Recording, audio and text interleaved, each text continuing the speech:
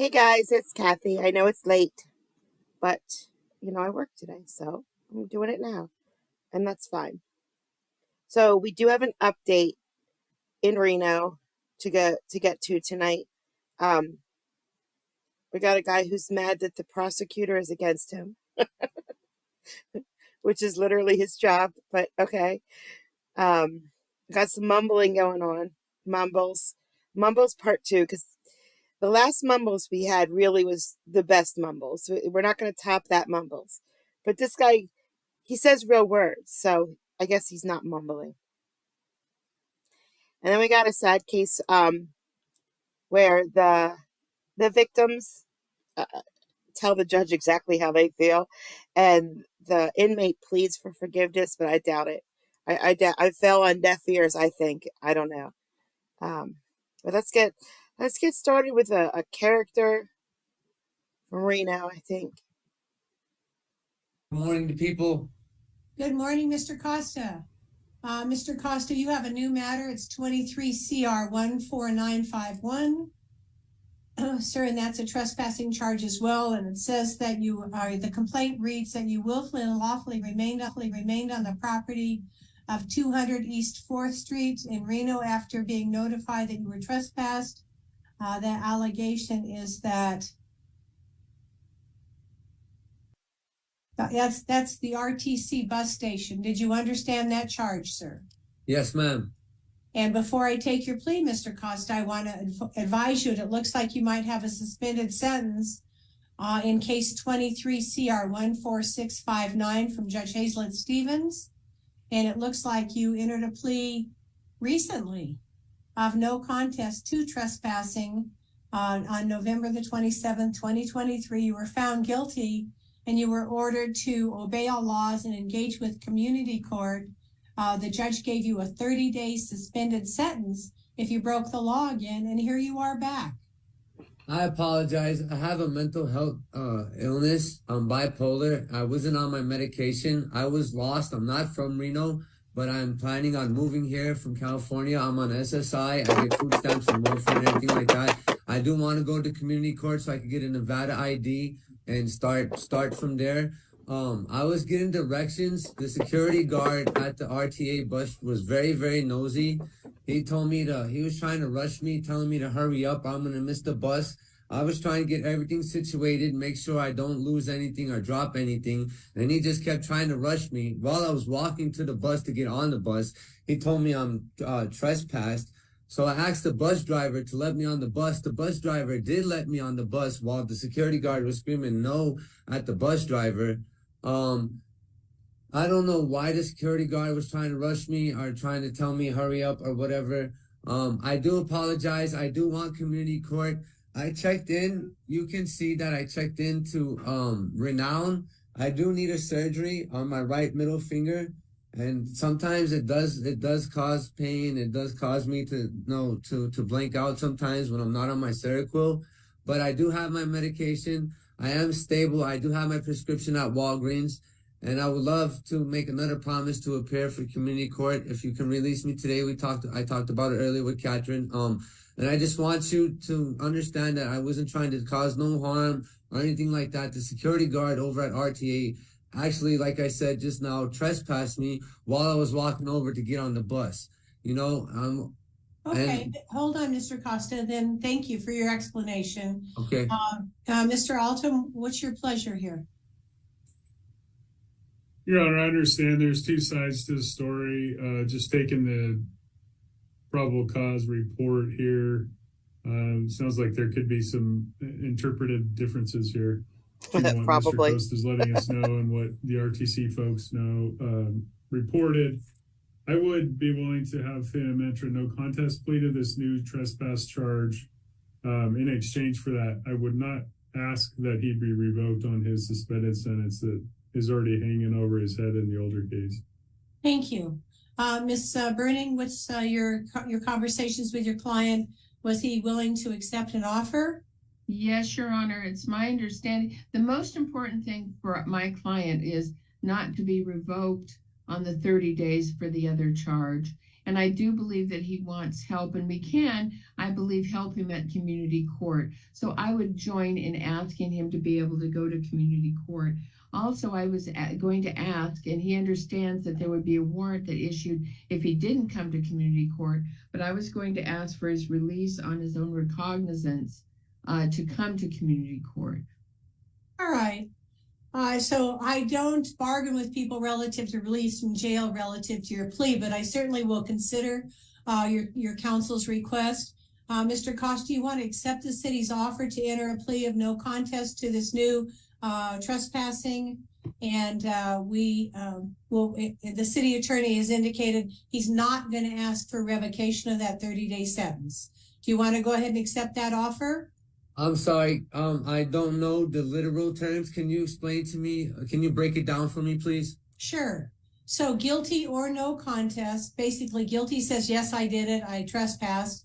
And no contest says to me, I don't want to really plead guilty because it sounds like you have a reasonable explanation, but in fact you were being trespassed. So you're telling me that if you want to enter a plea of no contest, that you believe that you could be found guilty if you took the matter to trial. There's no difference in sentencing between a no contest plea and a guilty plea. And then, so he's not going to impose the 30-day sentence? Correct. So what do I say, guilty or no contest? You probably want to enter a plea of no contest. No contest. All right, and I'll ask you if you understand that I will find you guilty, so you'll have a guilty finding on your record even though you're not admitting to guilt. Do you understand that? Yes. And the maximum penalty, as you know, could be up to 6 months in jail and or a $1,000 fine. Yes, ma'am. Have you served in the military, Mr. Costa? Not yet. I do have my registration acknowledgement, though, from New Orleans, Louisiana. Okay. I'll go ahead and accept your plea as freely, voluntarily, and knowingly entered. I will refer you to community court for treatment. And what I'll do is I'm going to take a chance with you, Mr. Costa, because you're so articulate. And it sounds like you've got some other things. Remember what you just said, how articulate he is. Going. A couple of things I'm going to tell you, though. Listen to me for a moment. You need to stay away from the RTC bus station. That's because you've been trespassed from there. And I want you to stay on your medication. Yes, ma'am. What does articulate mean? Articulate means that you're well-spoken. Oh. Look at him. He is floored. Nobody has ever given him a compliment like that before in his entire life. He's floored right now that she just said that to him. It just warms the cockles of your heart, doesn't it? Well, thank you. Thank you for that, Miss Shucks. Right. So I'm going to release you on your own recognizance today with a court order that you appear here at the Reno Municipal Court for community court this Wednesday. I think at 8:30. Usually they hold it at the Washoe County Library, but the library is under some construction, so they're having community court here at the Reno Municipal Court. The address is 1 South Sierra Street. It's very easy to find. It's the newer courthouse that's directly across the river from the movie theater complex. 1 South Sierra is the address. Okay? Yes, ma'am. All right, so you'll be released on your own recognizance. That's right. Let's go with him. Thank you. God bless everybody. Merry Christmas. Happy holidays. He's not going to show up, but he was so happy when she said that. He was like, oh, what does articulate mean? Oh, we're going to stay in Reno because we had a case before. We had this guy before. He actually has two completely different charges, but they're both trespassing. Actually, one of them might be a little worse than trespassing. I don't remember. But he sleeps at the laundromat all the time. So they keep trespassing him from the laundromat. I suspect he does drugs at the laundromat, and that's why they don't want him there. But they might have said that in the last video that I had with him in it. That's why I think that. And another thing he did is he wanted to go visit an old friend at like 1 o'clock in the morning, 2 o'clock in the morning, something crazy. And he went to this house and was banging on the doors and walking around to the windows and everything. And that girl just didn't live there. A single mom lived there, I think. So we're going to see he's back in court because we saw him come to court because they picked him up at the laundromat. And we saw him go through both of those cases, and he was supposed to show back up. Surprise, surprise, he didn't. So they picked him up again. And this is where we're at right now.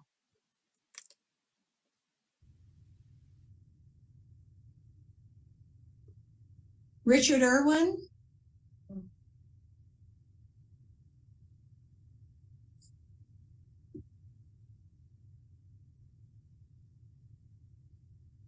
Good morning, Mr. Irwin.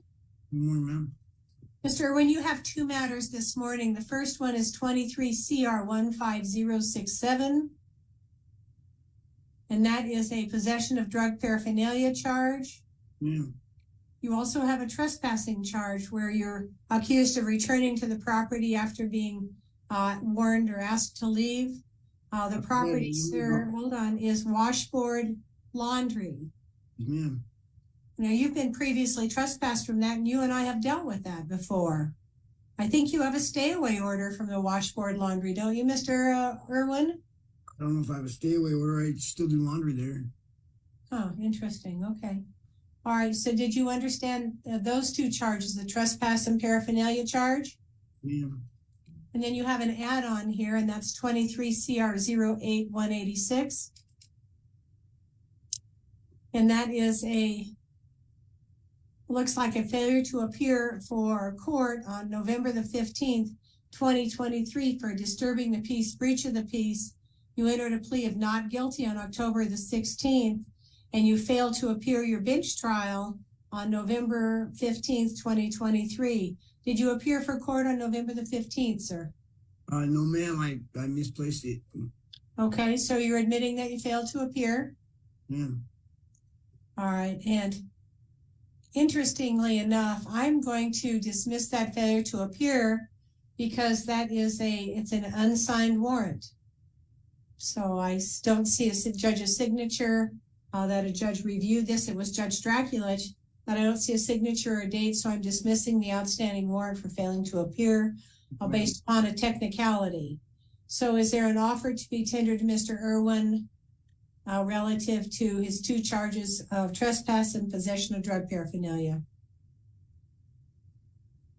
Yes, Your Honor. If he was willing to plead to the drug paraphernalia, we dismiss the trespass, but the reports contradict what he's saying as far as him being allowed in the laundromat. It said he'd received multiple trespass warnings. So just that caveat. All right. And Ms. Burning, you wish to be heard? Your Honor, in speaking with Mr. Irwin, what he reported to me was that he was looking today for the court to allow him to get credit for time served for this. He talked about staying away actually from the laundromat when we spoke about it, and that he understood what trespassing was. Thank you. Is that a correct statement, Mr. Irwin? You understand now what trespassing is? Yes, ma'am. All right. The city attorney has tendered an offer that if you want to plead to the possession of drug paraphernalia, he'll dismiss the trespassing. Is that what you'd like to do? Hey, yeah, no contest. All right, sir. And you understand by entering a plea of no contest, the court will find you guilty of the paraphernalia charge? Thank you, ma'am. All right. And did you understand your constitutional rights, Mr. Irwin? Yes, ma'am. Any question about those rights? No, ma'am. And you understand that the maximum penalty for this offense could be up to 6 months in jail and or a $1,000 fine. Yes, ma'am. And have you served in the military, Mr. Irwin? Oh, ma'am. The court will accept your plea as freely, voluntarily, and knowingly entered. I'm inclined to issue a small suspended sentence with an order that Mr. Irwin stay away from the washboard laundry based upon the fact that I have a recollection that he's come before me with similar charges relative to the washboard laundry. We remember have too. an objection to that tactic? No, Your Honor. No, Your Honor. All right, so Mr. Irwin, the law affords you the opportunity to say something to me. I want to tell you something. When a property owner tells you to leave their property, particularly a business, and you don't leave, there's a reason that they don't want you hanging around. And obviously you were using either meth or something on their property or around their property, which is not it's not a good business for business. You understand? Yes, ma'am, I understand. Well, and I want you to put yourself in the business owner's shoes. Would you like someone hanging around using meth in your business? I don't know what you're talking about. Nobody was All in your business. Okay. All right, here's what I'm going to do. I'm going to send you to 5 days in the Washoe County Jail. I'm going to suspend that sentence for 1 year on 2 conditions: that you obey all laws and that you not go back. You stay away from the washboard laundry, okay? Yes, ma'am. All right, do you understand my sentence? Yes, ma'am. All right, that'll be my order. That means I go home today? Yes. Thank you, ma'am. Yep. And the other charge of trespassing is dismissed with prejudice. Your Honor, was that the disturbing the peace dismissed? No, it wasn't. Let's see. Hold on a minute. Sorry, I must have. We did not take a plea on the disturbing the peace. So Mr. Irwin needs to come back. Sorry. I only have 1 trespass, Your Honor. That's why I was confused. Sorry. All right. You had a trespass and disturbing the peace. And the other one was the drug paraphernalia. That one was dismissed, right? Yeah. Okay. No, vice versa. He pled to the paraphernalia and the trespass was dismissed. I still need to have we still need to address the breach of the peace, which may be more serious. So I want to look at that real quick.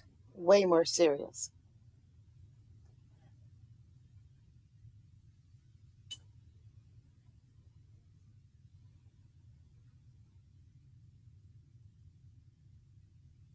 He was so close to getting out.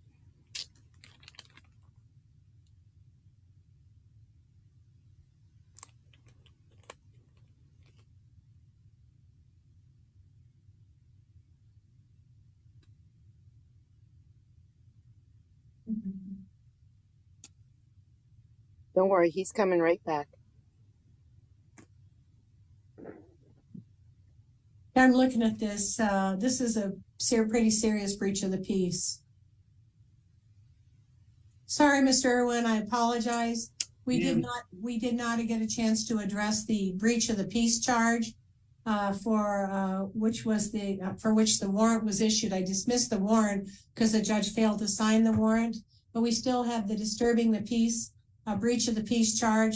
It is the allegation, sir, is on July the 13th, 2023 on Galloway Road in Reno. You're accused of attempting to, at 2 o'clock in the morning, waking someone up. They thought you were trying to break into their home. Did you understand the charge? No, I knocked on the door and asked for somebody who wasn't there. I asked for Miranda, but Miranda wasn't there. All right, it was at 2:30 in the morning? Yeah, and so the police said, well, what do you want me to do? And they said, well, we don't want him to come back, and that's all that happened. Okay. All right, so here's what the people say to the police. At 2:30 a.m., I was woken up to someone banging and screaming at my front door. I woke up and ran to the living room and saw a shadow on my living room window. I then called my neighbor.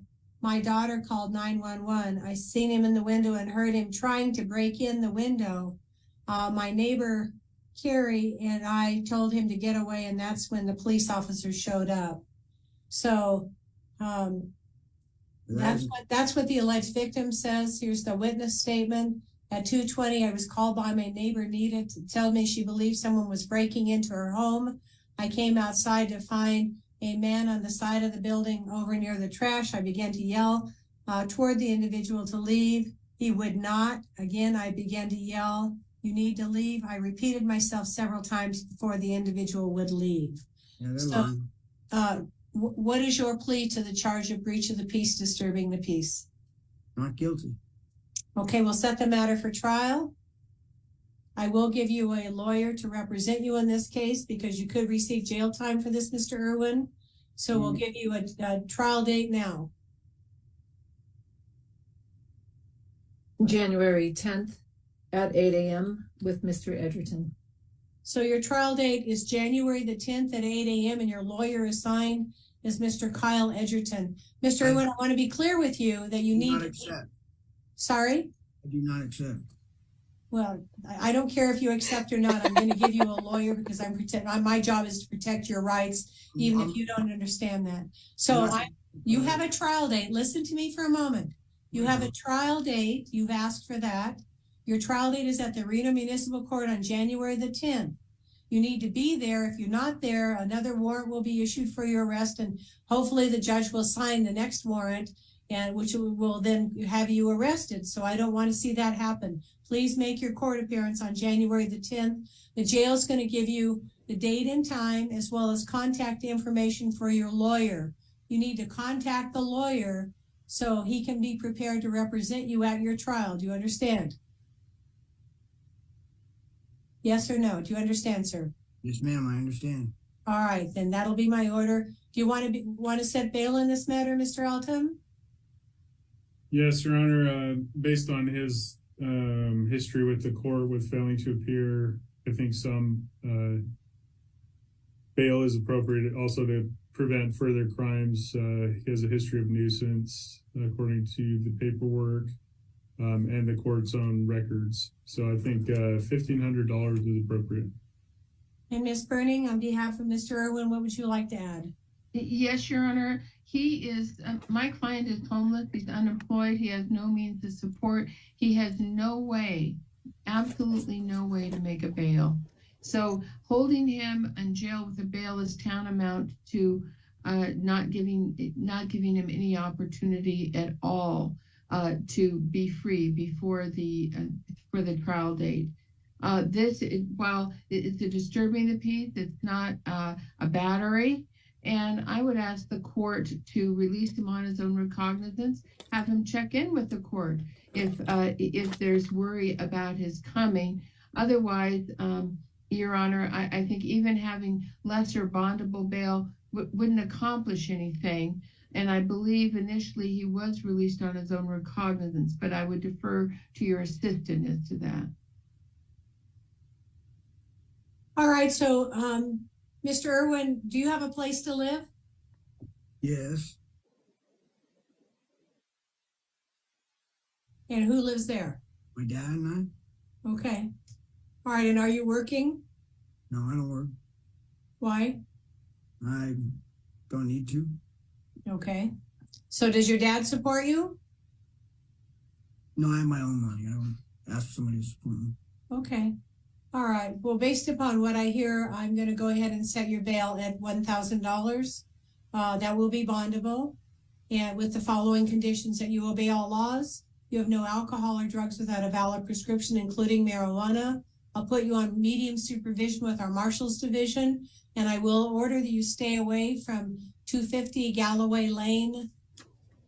250, let's see, the victim address is 230 Galloway Lane. So both residents, you need to stay away from those residents on Galloway Lane. Do you understand? Yes, ma'am. All right, that'll be my order.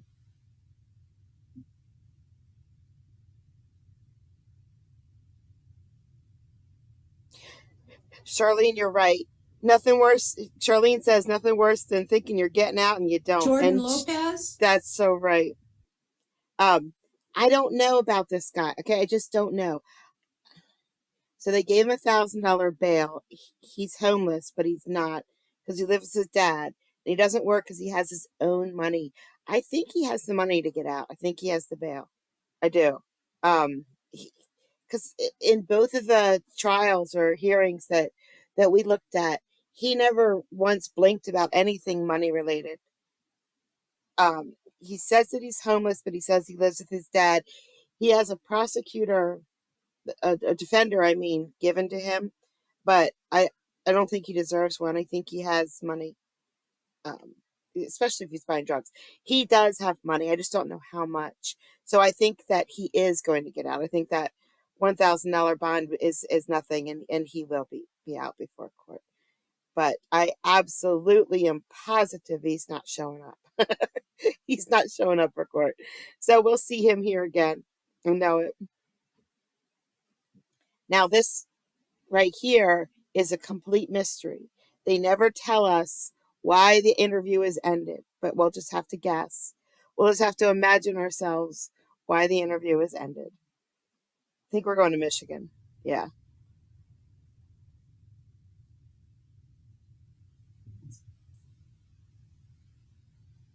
I've got John Torres. John Paul Torres, to be specific.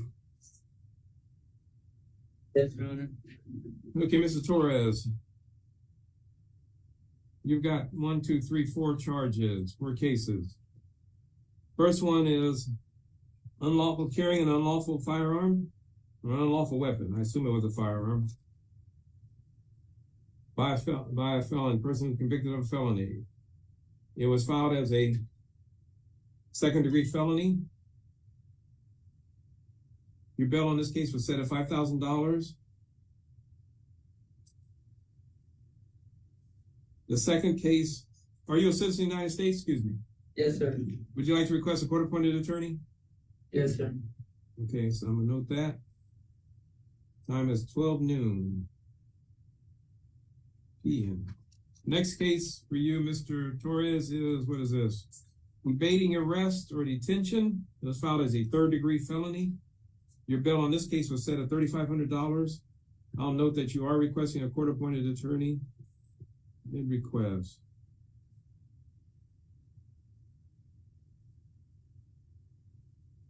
Do you have any questions about this case? No, sir. Okay, the third case is it's like possession of a controlled substance. Manufacture delivery of a controlled substance. It was filed as a first-degree felony. Your bail on the case was set at $10,000. I'll note that you are requesting a court-appointed attorney.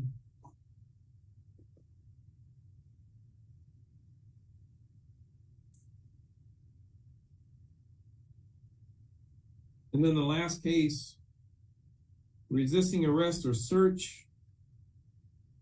Your bail on this case was set at $2,500.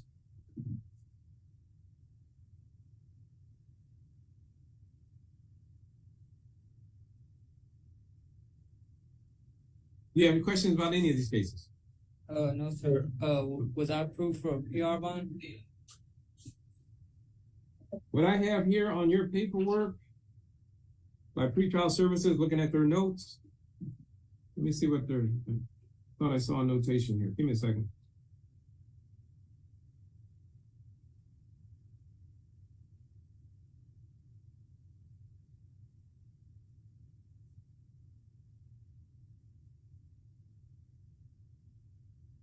Interview terminated.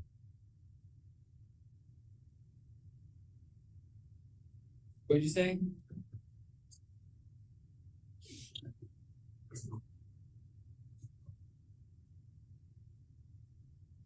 Interview terminated because of some behaviors that you were engaging in during the interview. And I'll just leave it at that. Okay. So what you need to do is, once you secure your attorney, have your attorney. If you're interested in a personal bond or getting released on a personal bond, then your attorney can work with you on getting you released on a personal bond. Okay. But you got 4 charges. They have a notation that you refused the interview, but it sounds a little bit more complicated than what they noted here. Yeah, because Anyway, have your attorney look into the possibility of you qualifying for a personal bond and assisting you with that. Yeah, because I talked to the personal bond people and we didn't have no problem. Hold on. Can you speak up just a little bit louder? I can't hear you at all. I had an interview with the personal bond people and there was no problem at all. Well, that's not what this. Well, anyway, for some reason they cut off she terminated the interview. That's all she just. I mean, I can go into details, but it's not really. It wasn't a lady, it was a guy.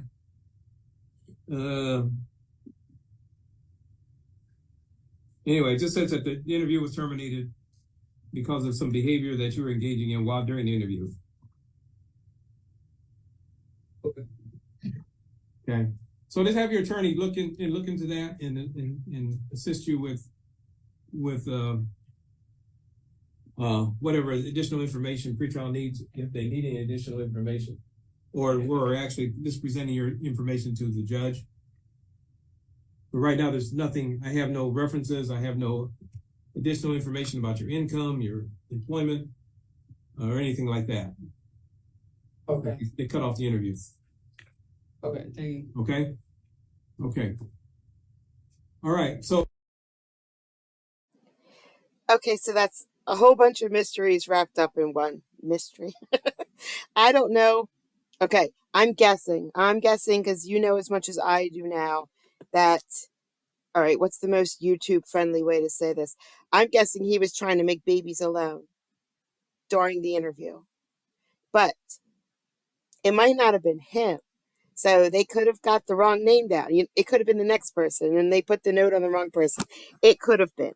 Who knows? Or a lot of times these people come in and they're high or they're drunk, like blind drunk, and they don't know what they're doing and they don't remember the interview. They say things like, nobody ever came to see me. I don't remember anybody coming to see me. Yeah, well, that's because you were high or you were drunk.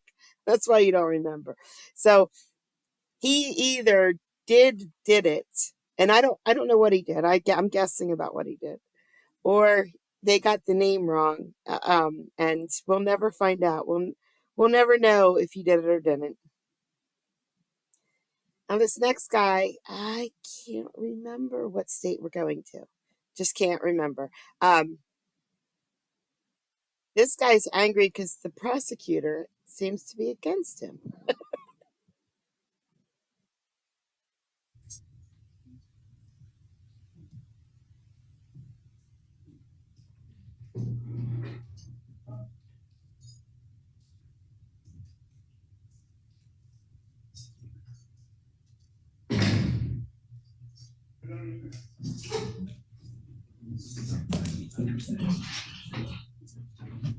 Oh, there you go. Our next matter for the court is People versus Christopher Lee Johnson. It is filed 23S30637FH. Mr. Johnson appears by video from the Montcalm County Jail. His attorney, Mr. Shear, is present in court. I've had the opportunity to speak with Mr. Shear. My understanding is Mr. Johnson wishes to take advantage of the plea offer. He would plead to count one, which is possession of methamphetamine. We have an agreement that he would serve 14 months in the Department of Corrections. We are waiting. He would not. We are dismissing the individual. Correct, Mr. Shear? That is correct, Your Honor. And Mr. Johnson is on parole, so this would be a consecutive sentence. Correct. All right. And then, Mr. Johnson, that's your understanding of the agreement? Yes, Your Honor. All right, raise your right hand. I'll have you sworn. You solemnly swear from testimony you're about to give me the truth, the whole truth, and nothing but the truth, so help you God? Yes, Your Honor. All right, you can put your hand down. So the charge of count one is possession of methamphetamine. It's a 10-year felony and or a $15,000 fine. Do you understand the nature of that charge? Yes, Your Honor. And then do you understand the maximum penalty is up to 10 years? Yes, Your Honor. Do you understand, Mr. Johnson, if you go forward with your plea, you won't have a trial of any kind, because that what you want to do is waive your right to have a trial? Yes, Your Honor. Waiving your right to have a trial means you waive all the rights that come along with a trial. Describe those to you now. It means you're waiving the right to be presumed innocent of the charge. It means that you're waiving the right to confront any witnesses that would be called against you or to call your own witnesses. It means that you're waiving the right to testify at a trial or not to say anything, and the trier of fact couldn't use that against you. And it also means that you're waiving the right to have the assistance of an attorney at a trial. You have Ms. Shear. She could stay with you throughout a trial and even post-trial if need be. Are you waiving all those rights that would come along with a trial, sir? Yes, Your Honor. All right. Two more things you'll be waiving we have to discuss. The first one is this. If you waive your right to have a trial, then you're also going to be waiving your right to claim at a later date and time that it was not your choice to enter a plea this morning. Do you understand that?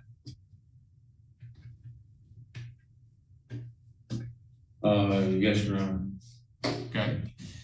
Waiving your right to have a trial means you'll also be waiving the right to claim at a later date and time that there were other promises or threats or inducements to you, except for those that we've already announced on the record this morning. Do you understand that?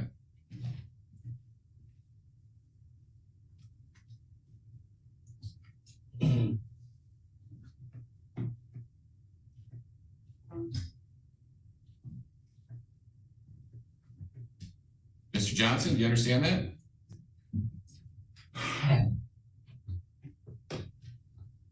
Your Honor, can I speak? Yeah, go ahead. You might want to check with Ms. Shear, though. We don't want you to say something that could make things worse. I don't. No. It's been brought to my attention that my attorney and also from my family that Mr. Valet has a biased opinion about me and refuses to give me a fair proceeding. Mr. Valet was the prosecutor for Brandy Jones' case that she just got sentenced to 12 years. Mr. Johnson, why don't we stop a second? Mr. Valet is the prosecuting attorney. So yes, whether exactly. He has a bias or a prejudice against you, first, I don't know that I buy that, but even if he did, he's the adversary here. So he is the part of the executive branch, and they're free to offer or not offer anything that they would like to do as the prosecuting attorney's office.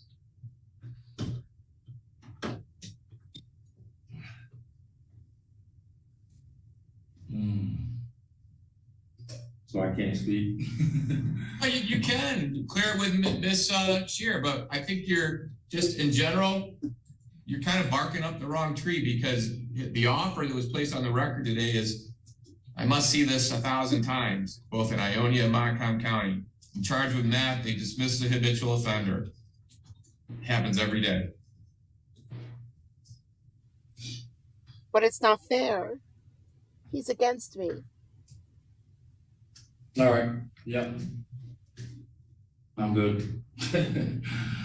Well, let's circle back then. So the question that I was posing to you that was troubling you was the question, do you understand that if you waive your right to have a trial, then you're also going to waive your right to claim at a later date and time that there are other promises, threats, or inducements? That's a long way of saying that if you go forward with your plea today, you can't come back later and say, hey, wait, there were other promises that were not placed on the record. For instance, if I pled, if I'm on probation, they're going to give me a $30 voucher every month so that I can go buy cigarettes.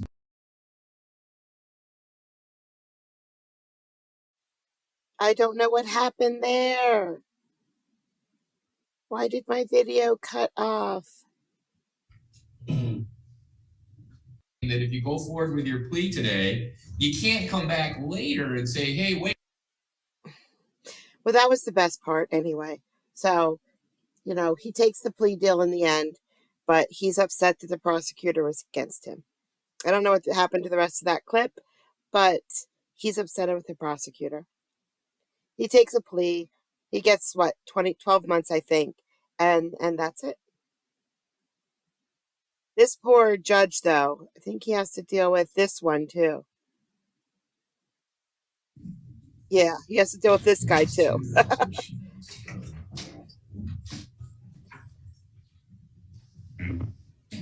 Awesome. What is this?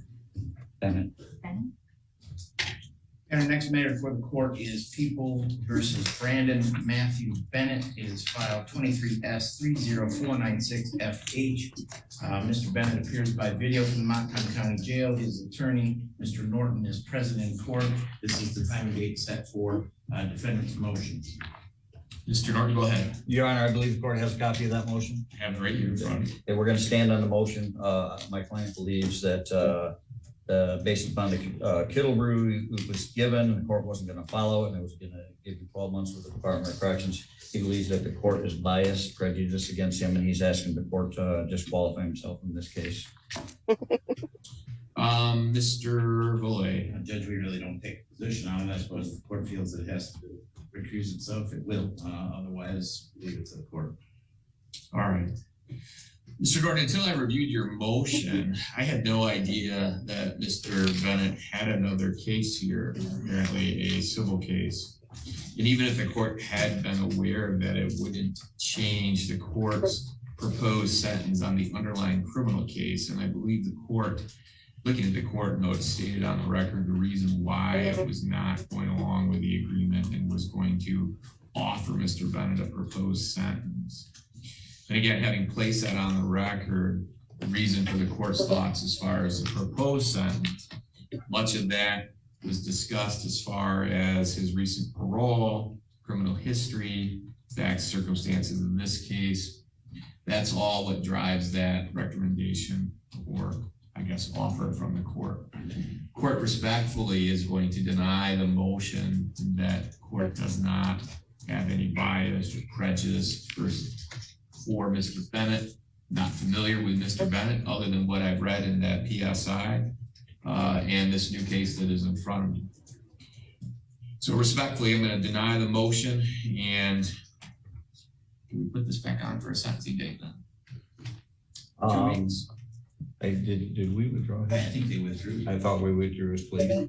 All right, then what do we need to do then to move it forward? Is your client asking for? I have it on for jury selection on mine. Perfect. So we're already kind of out of the Yeah, game. it's time for jury selection. And Your Honor, just so the court's aware, I am not available that day. I discussed that with my client, and Ms. Shearer is gonna do the jury selection for me. And Mr. Bennett, you're okay with Ms. Shearer doing that?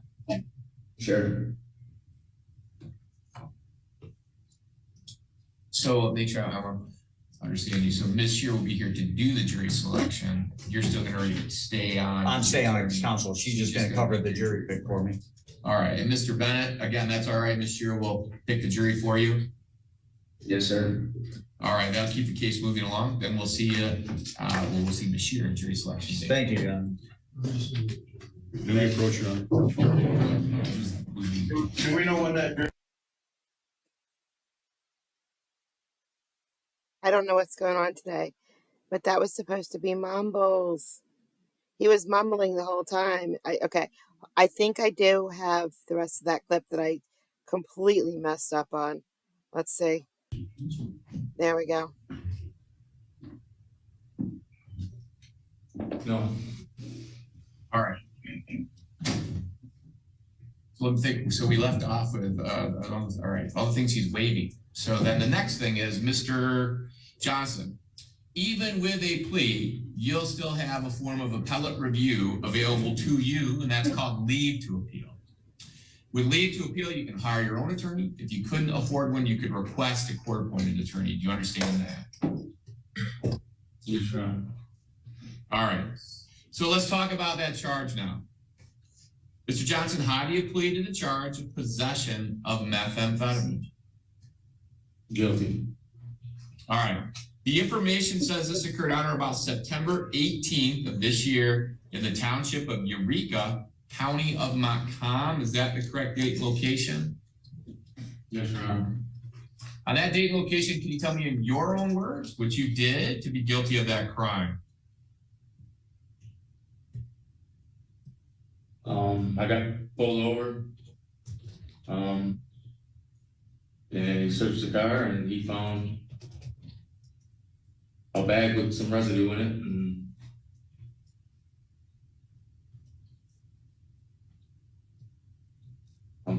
I'm guilty of possession.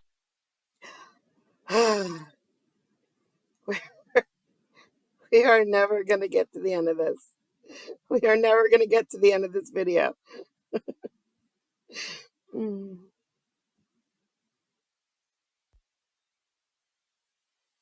And that's the wrong one.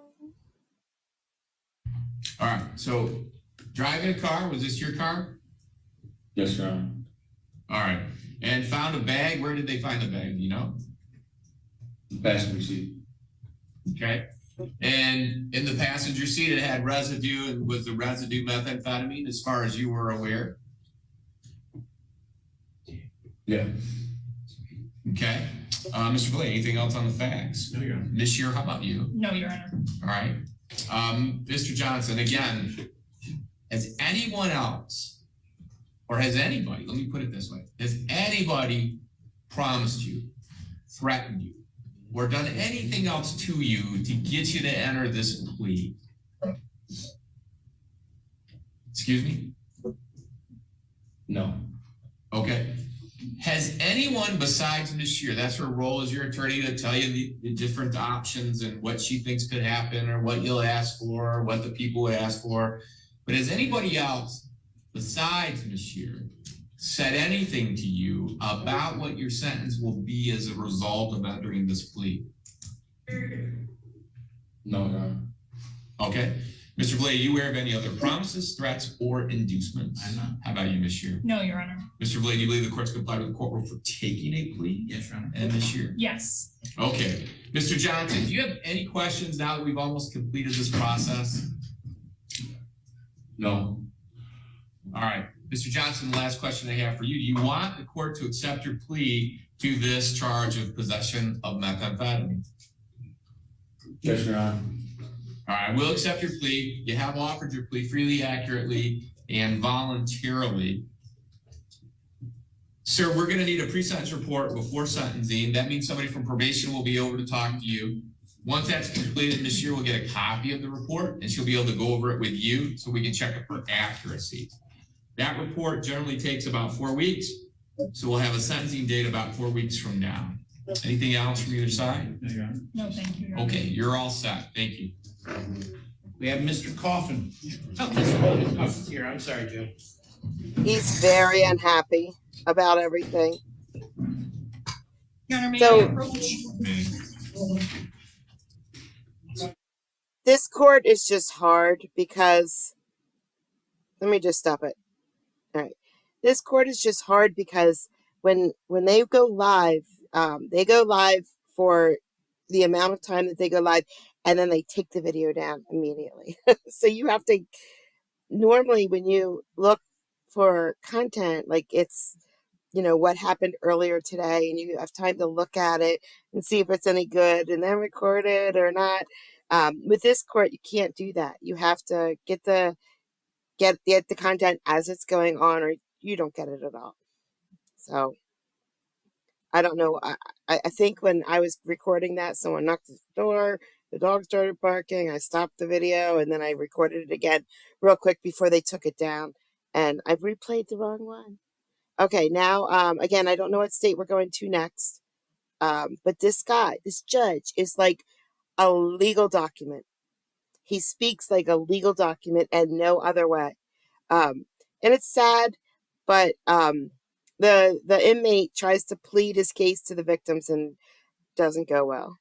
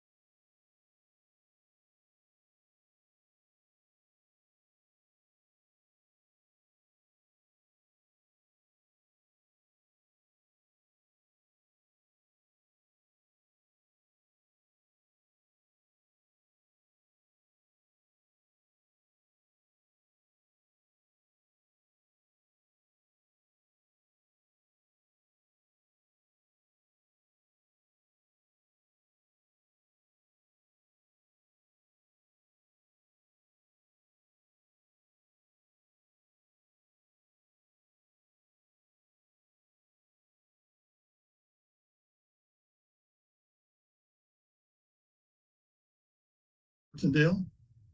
Yeah. All right, so sometime in This matter does regularly come back before the court this date for sentence. In anticipation of sentence, the court has ordered a pre-sentence investigation report. The court has received the same. I trust the counsel for the state and the defendant have received a copy. And before proceeding any further, is there any objection to the criminal history as set forth, which does indicate a criminal history score? Sorry about I, as in ice, Ms. Norris? Your Honor, I believe that Mr. McCoy's PSI states criminal history score D as in dog. That's correct, Your Honor. It's D. There are two counts. Obviously the. And thank you, Ms. Norris. The court does stand corrected. In my notes prior to going to this sentencing hearing today, I incorrectly put down on my notes, it was criminal history score I as in ice. The pre-sentence investigation report clearly states criminal history score D as in dog. And is that correct as far as you know, Ms. Norris? That is correct. And thank you for that correcting of the court, Ms. Norris and Mr. Favre. That is correct, Your Honor. Court does find criminal history score D herein and does find that that is part of the basis for sentence herein. And that was D as in dog. Court at this time has been advised of 3 individuals wishing to address the court as relating to. These 3 individuals do describe in detail the crimes committed by the defendant. So if you don't want to hear this, go away now. I mean, you've already suffered through enough with my technical issues tonight. But no, they do go into detail. So if you want something soft and fluffy, go somewhere else, because this is not. The sentencing of Mr. McCoy, and the court will begin with Felicia Martindale. Ms. Martindale? Yeah. All right, so sometime in 2021 or 2022, Alex was charged with aggravated battery against a man named Jesse and was placed on probation. In 2022, Alex was charged again with domestic battery through the city of Augusta against Misty Patterson, which he also was placed on probation. While still on probation with the case against Misty, on January of 2023, Alex was charged with aggravated battery, assault with a deadly weapon against Amber Brundage and myself, where he grabbed the back of Amber's head and placed a gun to her head. I watched her cry, plead with him that she was a mother. She has kids. Her kids need her, and she was pleading for her life. I quickly rushed to her and wrestled Alex to remove the gun from her head. When I pushed the gun away from her head, immediately he shot the gun off from inside of his garage. What did the state do? They placed him on probation. The day he took the plea deal, where the state removed the word deadly weapon and offered him probation, it was not enough for him, apparently, and he retaliated within hours of that hearing and forced himself in my house and strangled me unconscious. His reasoning? He stated to me while trying to strangle me, it is because I called the police officers on him that night when he put a gun to Amber's head.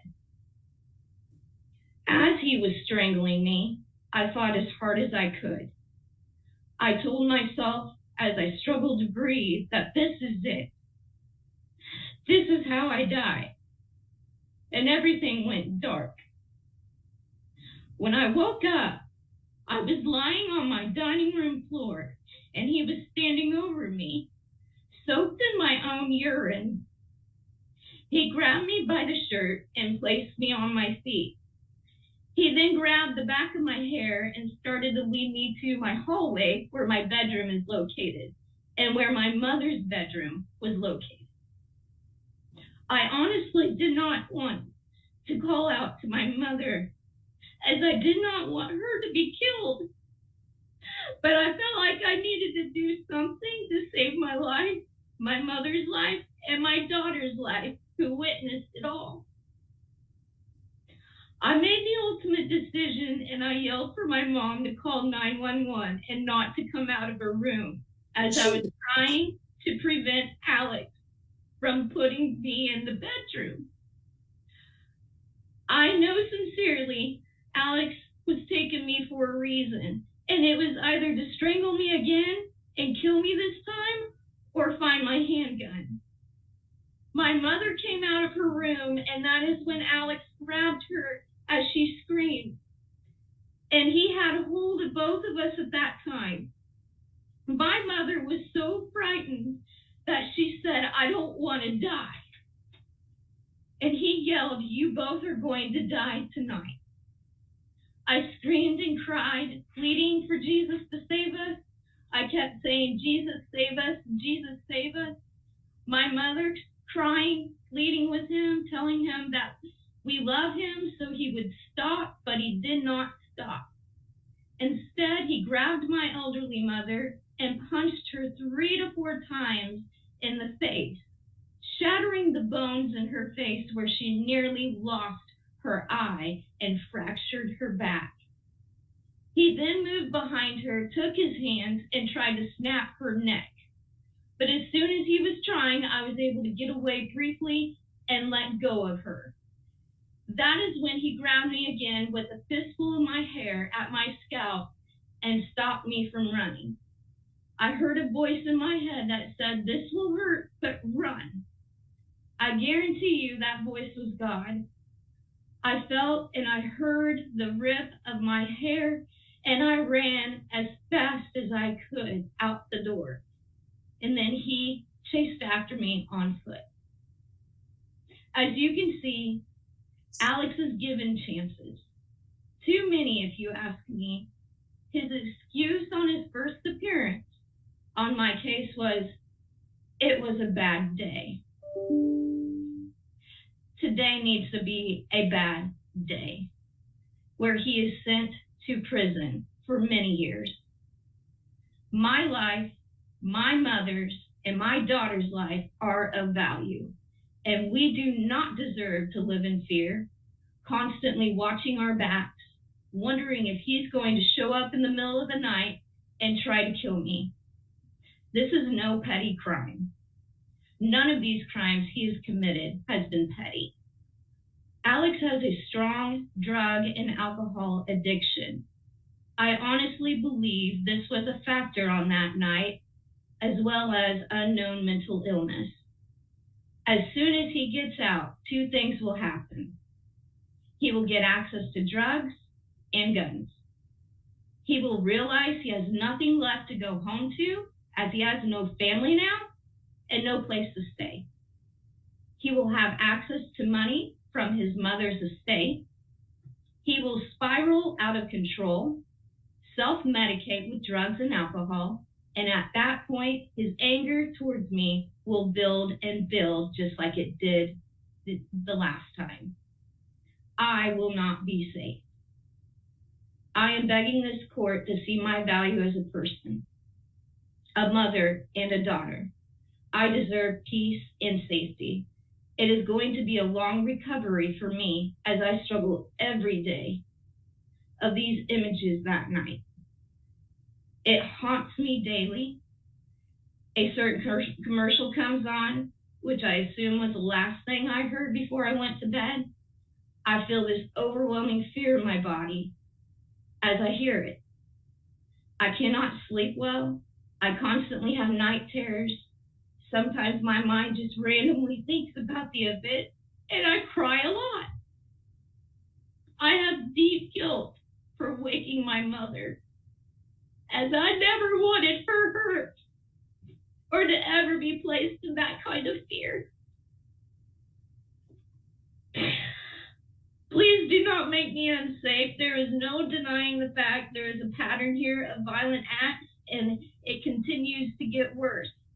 I ask that he gets the maximum prison time, and he's charged with the maximum fine, along with restitution. He should be charged with all 6-person felony accounts. However, I don't get to decide that. The least you can do for me, since you have continued to place him on probation on past cases, is send him to prison. That's it. Thank you, Ms. Martindale. Statements to the court from victim Anita Height. Yes. Before we get to Anita, you saw her shaking her head the whole time. And it looked like she was saying, you know, oh, that didn't happen. Oh, no, she's wrong. No. That is absolutely not what she was shaking her head about. She 100% agrees with everything that was said.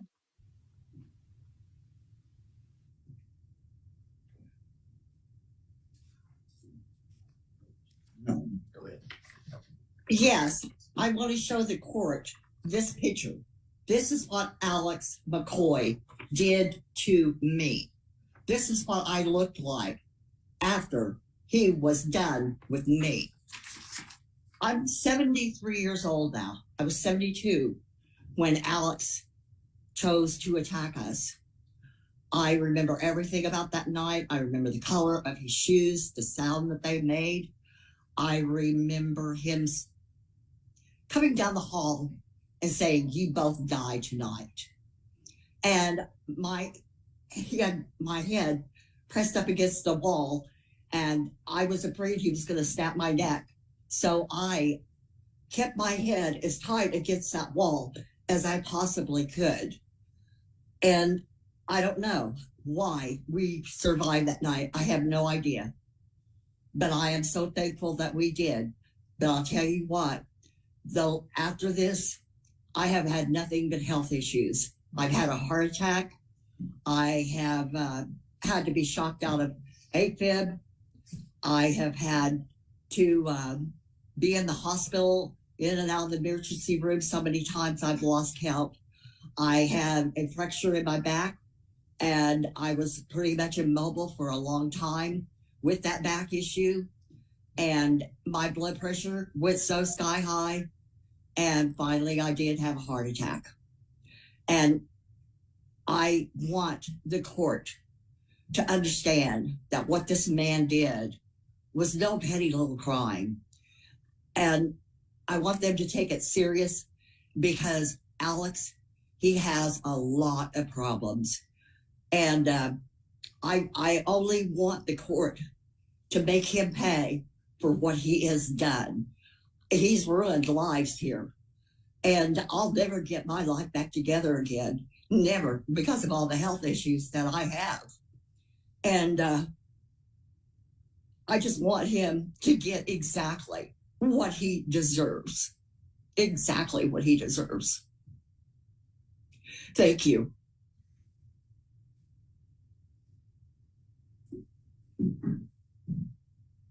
You're on mute, Jed.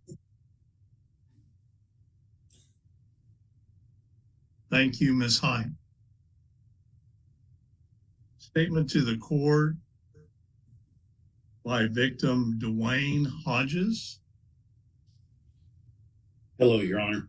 I'm Dwayne Hodges. Anita Height is my mama's baby sister. We've been very close for quite some time. When this happened, I live in Kansas City. When this happened, my aunt called me when the police were there, and we didn't know where Felicia was. All we knew is that he'd let her out the door.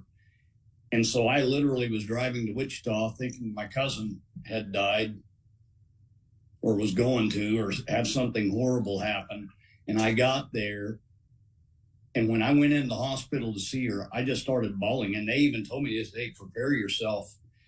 But this is unbelievable to me. I spent time in the military. I know what violence is, but what this guy's a monster. I mean, what he did to my aunt, we've been in the hospital with her over a month in different intervals, all put together. She's had a heart attack. Then she went into reconstructive surgery too. Yeah, reconstructive surgery to begin with on her face because he broke her whole face, her nose, her cheekbones, her eye. Just 2 weeks ago, that he bashed in, that she almost lost, got a horrible eye infection because blood vessels burst, and so now we've got to handle that. And I honestly believe this guy's a menace to society, and we have spent thousands in medical bills alone just from being in and out of hospitals. So much. She's been in the hospital 1, 2, 5, 6 times. And that's not counting the doctor's visits to the cardiologist, to the plastic surgeons, to the the optometrists. And so I appreciate you hearing me out on this, but this has been really rough. Thank you, sir. Thank you, Mr. Hodges. Court finds that completes the victim statements to the court. And at this time, the court will accept recommendations from counsel as to appropriate sentence. And Ms. Norris? Thank you, Your Honor. The primary offense, mistreatment of a dependent adult, a level 5 person felony. Ask the court follow the presumption, which in this case is prison. Defendant would be able to earn up to 15% good time credit and would be subject to 24 months post-release. As of today's date, he has 196 days of jail time credit. There is a special rule that applies, that's number 10, and that this crime was committed while on felony bond. Your Honor, we would ask that this case run consecutive based on that special rule. That's 22, the case number is 23 CR 14. Regarding count 2, aggravated battery, a level 7 person felony, I would ask the court assign defendant to the Department of Corrections. The standard mid-range sentence on that is 12 months. And on count 4, interference with law enforcement, a level 9 non-person felony, ask the court assign 6 months in the Department of Corrections. Those 3 counts to run concurrent to one another, but like I said, consecutive to the case that he was on probation for and is currently facing a warrant to show cause. And Your Honor, there is restitution in the amount of $2,779.51 to Ms. Martindale. And we still don't actually have a total regarding medical or insurance, et cetera, for Ms. Height. And that was updated as of about November 30th.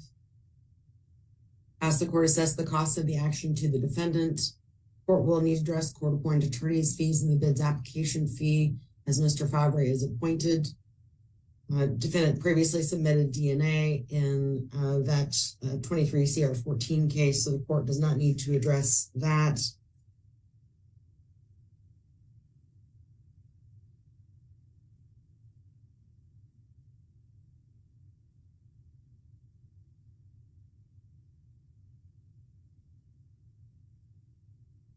And Your Honor, state did agree in conjunction with some factors in the warrant to show cause case to recommend to the court 36 months in the Department of Corrections. Like I said, consecutive to that 23 CR 14. And in that case, just I guess for the record, obviously it's not before this court, but that he'd stipulate to the violations and that he would be doing 7 months in that case in the Department of Corrections. And as previously noted, these 2 cases would be a recommended consecutive. Thank you, Your Honor. And the court does make inquiry. It's the court's understanding in regards to 23 CR 121 that the presumptive sentence is recommended by the state is for 52 months in prison with the Department of Corrections, and that count 2 and 4, 12 months and 6 months be served concurrent thereto, with sentence in 23 CR 121 to run consecutive to 23 CR 14. Is all that correct? That is correct, Your Honor. Except for the state said at the end they're going to recommend 36 months, Your Honor, which is what the plea agreement is. Okay, that's my confusion. Right. It's the court's understanding that there was a recommendation that the presumptive sentence is 52 months pursuant to plea negotiations in 23 CR 121. Instead of the presumptive 52 months, it would be 36 months, Department of Corrections, consecutive to 23 CR 14. Please advise if that's correct or not. That is also correct.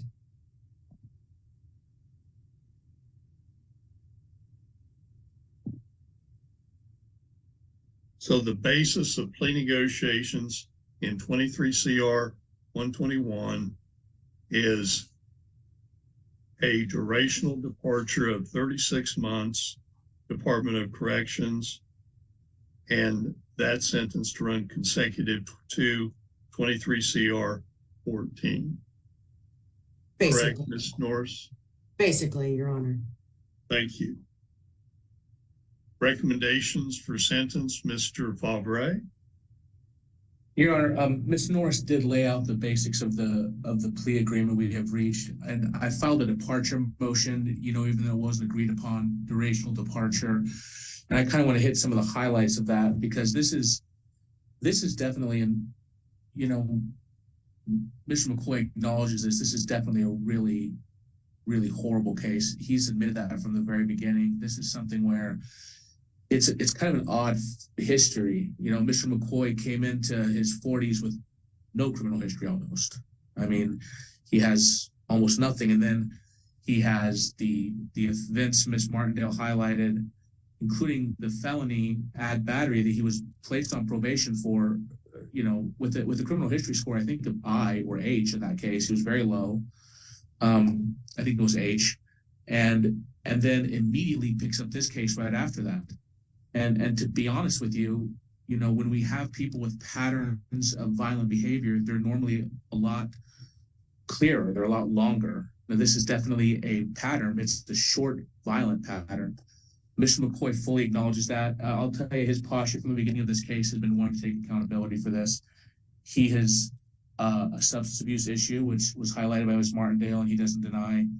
More importantly, and I think this is the bigger drive, he has a mental health diagnosis that's a very severe one. He's got bipolar, schizophrenic diagnosis that is a big driver in this behavior. Now, none of that makes any of this excusable, nor does it necessarily remove the public safety interest that I think is justifiable in this case, but it does kind of ask the court to look at its overall ruling and how it handles this. Mr. McCoy has not ever wanted to contest what happened. When I was taking him plea agreements, he particularly, for Miss Anita Height, I mean, he felt bad for both, but particularly for Miss Anita Height, he expressed a lot of sorrow for what had happened. He wanted to make sure whatever charge he took, that it related to Miss Anita Height at both of them, but he especially highlighted that one.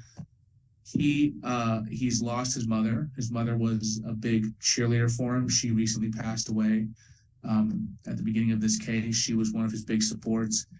He knows he's going to go to DOC. That was the purpose of the plea agreement.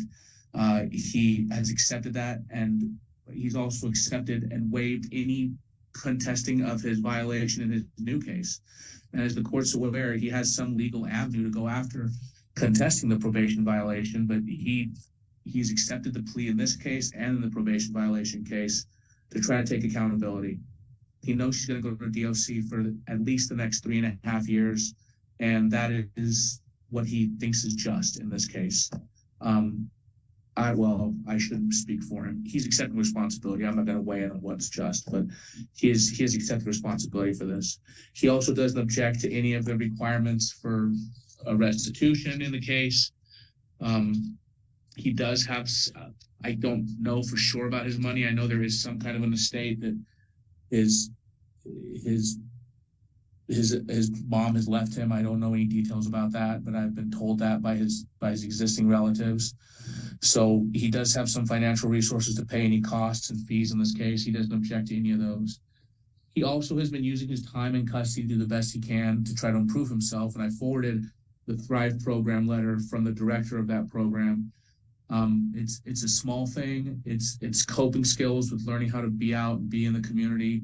And he's been doing very well in those courses. He has attended all his class meetings. He's participated well.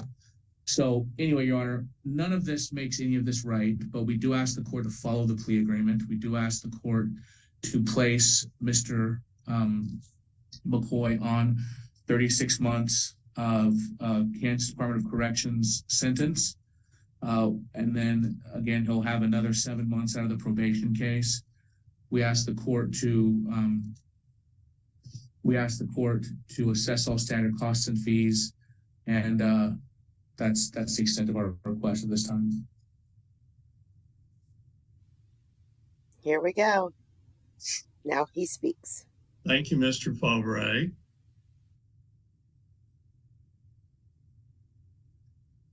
And Mr. McCoy, prior to the court pronouncing judgment and sentence upon you, is there anything you would like to state in mitigation of your sentence? No, Your Honor. I would like to make a statement to the, can I make a statement to the victims? An overall? Yes. Okay. I wanted to apologize, and this goes to the court, Your Honor, law enforcement, but especially Anita, Felicia, and her family. I am deeply sorry for all the hurt that my actions have caused through this. It's really not who I am. This is who I've become. Drugs and alcohol have steered me away from myself, and after losing my father and then in my mother this year, I was just lost in life and turned to drugs, alcohol. I've been going to AA every week. I try. I guess I just really wanted to say that to you, Alicia, Anita, Wayne. I am truly sorry. I ask for your forgiveness.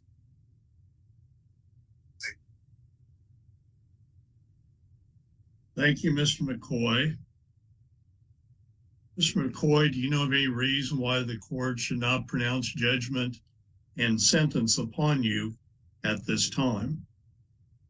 No, Your Honor. And Mr. Favre? No, Your Honor, thank you. The court has had the opportunity to listen to the respective victims herein. The court has taken the opportunity to also listen to the recommendations of counsel. The court has been apprised as far as sentences concerned in relationship to a case 23 CR 14. The court has also been advised in regards to the plea negotiations which have transpired in this case. The court is in receipt of the durational departure motion that has been presented to this court. Subsequently, pursuant to the plea negotiations, the court does grant the durational departure motion herein and does order Mr. McCoy to the care, custody, and control of the Secretary of Corrections, State of Kansas, to serve 36 months in prison. The court does order 15% good time credit, 196 days of jail time credit, and the court does order 24-month post-release supervision.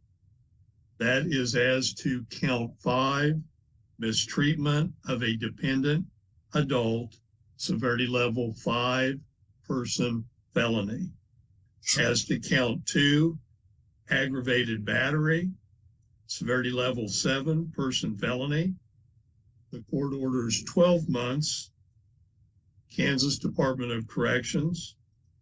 And count 4, interference law enforcement officer, severity level 9 non-person felony, 6 months, Department of Corrections. The court does run those sentences concurrent to count 5 herein pursuant to plea negotiations, and the court does run this sentence consecutive to case number 23 CR 14. Court does find there is a presumption of prison herein. This is pursuant to special rule number 10, that the crime was committed while on felony bond. Subsequently, the court does order all costs and fees herein to be paid by the defendant as set forth on the record. The court does find that the defendant, Mr. McCoy, does have the financial wherewithal from a proposed inheritance as to his mother for attorney fees, bids application fee in particular. The court finds that Mr. McCoy will be incarcerated in prison. Therefore, the court does not assign a monthly payment at this time. The court does order that the cost and fees herein be a lien against any inheritance that Mr. McCoy may be entitled to. Subsequently, the court does advise that Mr. McCoy, pursuant to KSA 22-3608C, you shall have 14 days after the judgment of the district court to appeal your sentence. Court advises you, pursuant to KSA 21-4619G, of any expungement rights you might have, and the court advises you of your prohibition of possession of any firearms. Any other matters to come before the court? Ms. Norris? Your Honor, does the court order the restitution as requested? Yes, it does. Your Honor, that's $2,779.51. That is the order of the court. And Your Honor, based on the case law regarding restitution, I know the court's not ordering a monthly payment, but we would ask that the court set basically just that restitution is due, within a year or 2 years or 3 years or whatever. I believe that the court has to set some sort of a schedule. It's not specific about what kind of schedule, just it doesn't necessarily have to be monthly, but if there is restitution ordered, the court has to set some schedule. So we would ask the court, you could say that it's all due, immediately or within 3 years or however the court wants to do it. But the court orders restitution ordered immediately.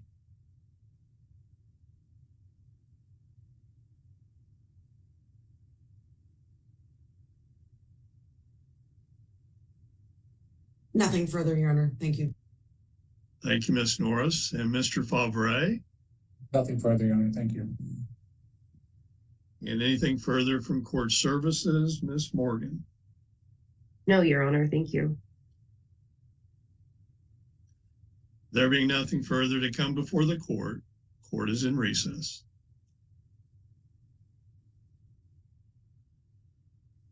So how much time did he get? It's a good question. We don't exactly know. So, how much time did he get? He got 3 years, but he got credit for 100 and some days. He gets 15% good time. We know he got that. Okay. The 12 months and the 6 months, they don't count because they're running concurrent. So they don't count.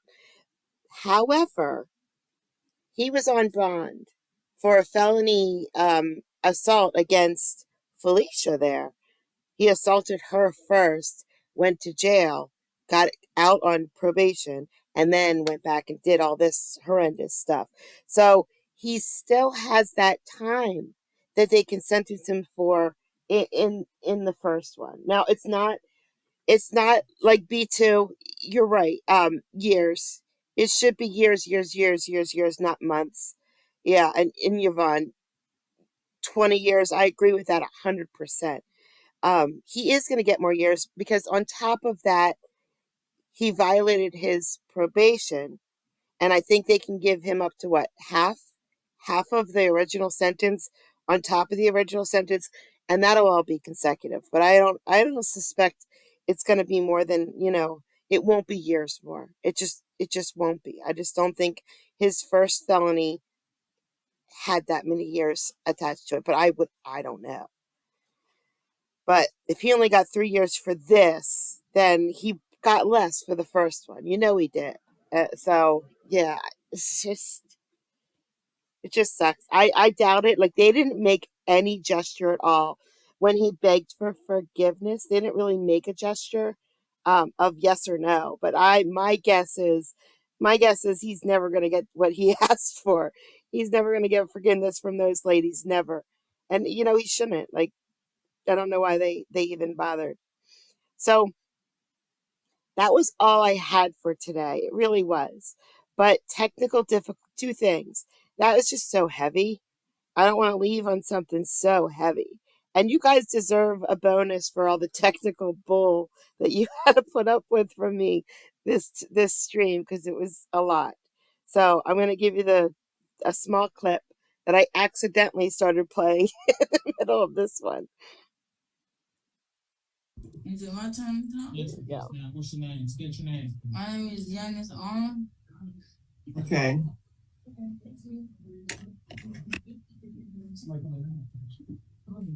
Ms. Armour, you've been charged with improper lane change. Your bond is $500. Violation of Georgia Controlled Substance Act. Your bond is $3,000. Another count of violating the Georgia Controlled Substance Act. Your bond is $3,000. Another count. Your bond is $3,000. And another count, your bond is $3,000. So you have 4 counts of violating the Georgia Controlled Substance Act, and each one of those counts, bond is $3,000. And then you're charged with use of possession of drug-related objects. Your bond is $1,000. The total amount of your bond is $13,500. Do you understand your charges and your bond information, ma'am? Yes, but all right. Do you have a job, ma'am? Yeah, I got a job. How much do you make per month? Like, I don't know about monthly, but I get paid $16.50 an hour. Where do you work? On Unify, an airport. It's like a warehouse in Unify. Okay. I will appoint you a public defender.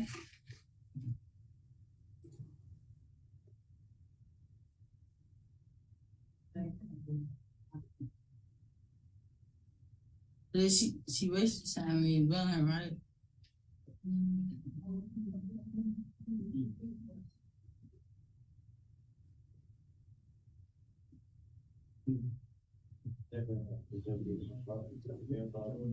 This lady gets further than most people with this judge. She does. The judge stepped away for a second. I don't know why, but the judge lets this lady go on a bit further than normal.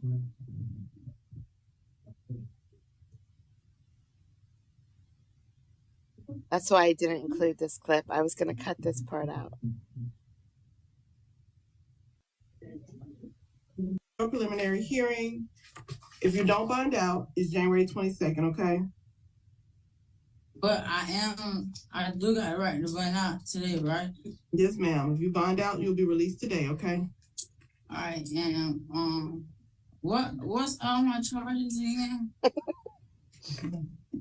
Okay, you have 4 counts of violating the Georgia Controlled Substance Act. That's possession of illegal drugs, okay?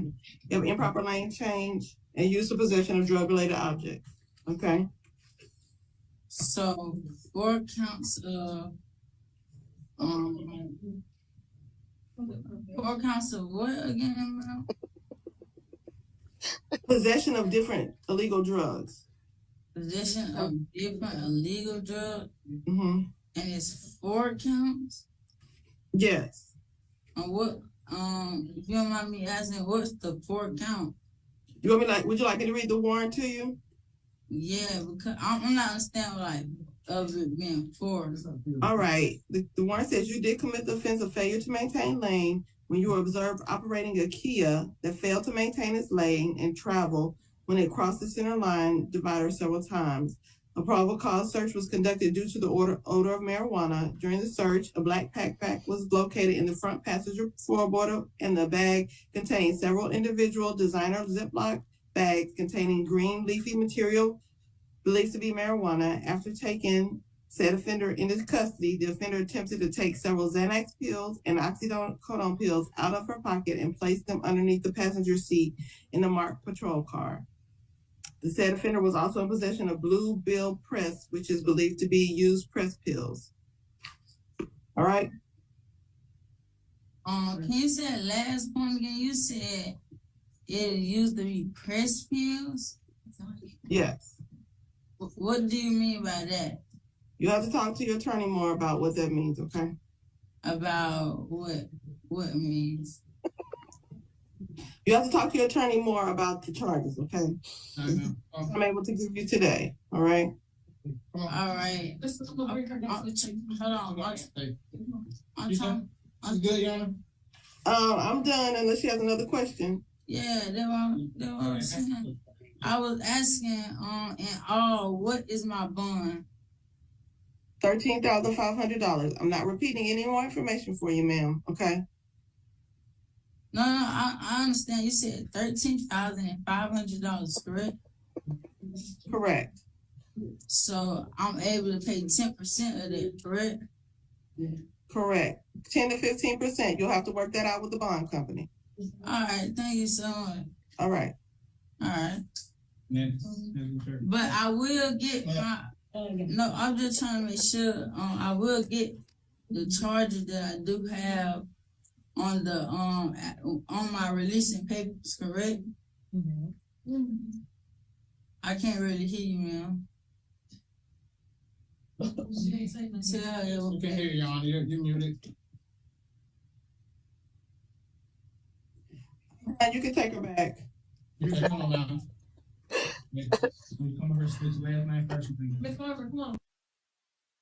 Okay, that was definitely a better ending than stopping on that sad case, right? I mean, let me put my end of video. There we go. Oh, okay. I'm sorry about all the technical glitches this time. It was bad, but we made it the whole way to the end in one piece. And we laughed a little bit at the end instead of crying. I'm very thankful for everybody who stayed up late. For me, it's 11 o'clock. So it's time for bed, everybody. Go to bed. Get some good sleep tonight. And I will get more videos for you soon. I mean, Christmas is coming, so everybody's all busy right now. But so are the courtrooms, guys. Don't worry. All right, guys. Thanks for stopping.